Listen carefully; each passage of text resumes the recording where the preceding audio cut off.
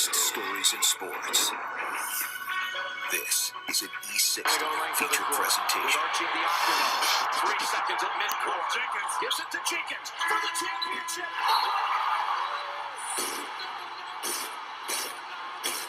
The national champions.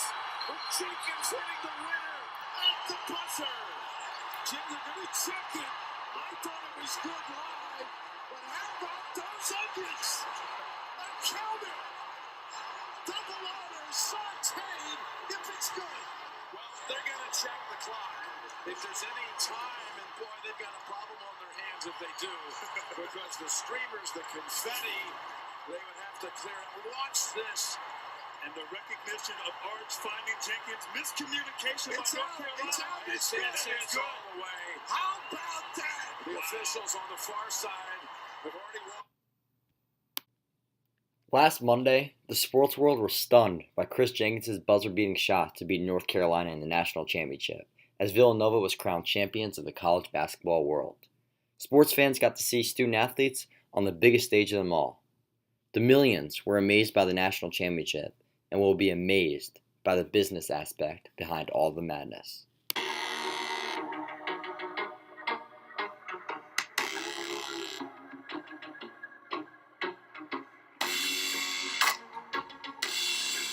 Try filling a student-athlete's shoe for one day. It's not too easy. An early rise for workouts followed by a few classes, then a 3 to 4 hour practice, ended off with a tutor. According to Forbes, the typical Division I college football player devotes 43.3 hours per week to his sport, 3.3 more hours than the typical American work week. Our student-athletes are given a full scholarship for 4 years. However, if you ask Seahawks cornerback Richard Sherman, who graduated from Stanford, about the matter, he says it doesn't even matter. Of the free education that they're given, and it's frustrating because a lot of people say, get upset with student athletes and say that they're not focused on school and they're not taking advantage of the opportunity they're given. I would love for a regular student to have a student athlete schedule during the season for just one quarter or one semester. And show me how you balance that. Show me how you would schedule your classes when you can't schedule classes from 2 to 6 o'clock on any given day. Show me how you're gonna get all your work done when after you get out at 7:30 or so. You got to test the next day. You're dead tired from practice, and you still have to study just as hard as everybody else every day and get all the same work done. Most of these kids are done with school. Done with class by 3 o'clock. You got the rest of the day. After a long 43.3 hour week devoted to your sport and academics and social life, you gotta perform in front of 15,000 people every other night. Open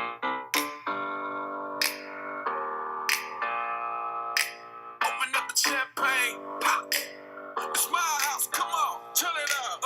Hear a knock on the door and the night begins. Cause we've done this before, so you come on in. Make yourself at my home, tell me where you been. Pour yourself something cold, baby, cheers to this. Sometimes you gotta stay in, and you know where I live. Yeah, you know what we is. Sometimes you gotta stay in. Welcome to my house, baby, take control now. We can't even slow down. We don't have to go a while. Welcome to my house. Play that music too loud. Show me what you do now. We don't have to go a while. Welcome to my house. Welcome to. Here at the University of Arizona, the McKale Center is sold out for men's basketball games every night with an average attendance of 14,375, the highest in the Pac-12. In addition, in 2014, the University of Alabama profited $143.3 million in athletic revenues alone. How does this compare to professional teams? The university profited more than any National Hockey League earns in one season, and more than 25 out of the 30 NBA teams bring in annually as well. Partnership between CBS, Turner, and the NCAA tournament will continue for the foreseeable future. Two media companies and the NCAA announced on Tuesday an 8-year extension of their multimedia rights for $8.8 billion, keeping the two sides together through 2032. CBS and Turner just wrapped up year 6 of their original 14-year contract. The viewing options for fans will continue in the same format of recent. Whoa, $8.8 billion to broadcast the NCAA tournament. And that is just one TV contract for one tournament for one collegiate sport. In this year's Final Four in Houston, the cheapest ticket just to get in the door was $412 per game. For the weekend in both games, the average price was $1,765. These mind-boggling stats present one big question. Where is the money going, and why not to the ones of deserving?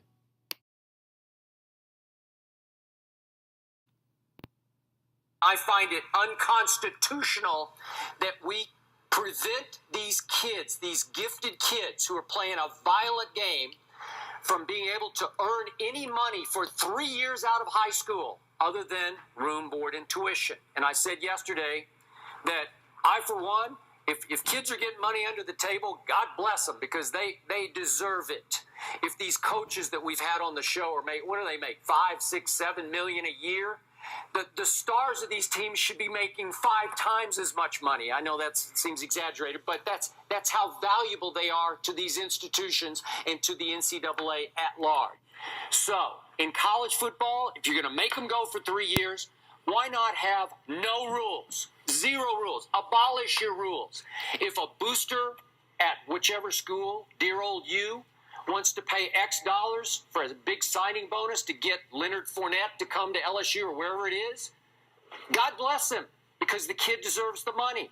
If a kid isn't good enough to command any open market supply and demand money, then he'll get his scholarship the way everybody else. Well, I can tell you from experience, I had negative $40 in my account. Usually my account was in the negative more times than it was in the positive. You know, you got to make decisions on whether you get gas for your car or whether you get the meal for the day. You know what? You got one of the two choices. And people think, oh, you're on scholarship. They pay for your room and board. They pay for your education. But to their knowledge, you're there to play football.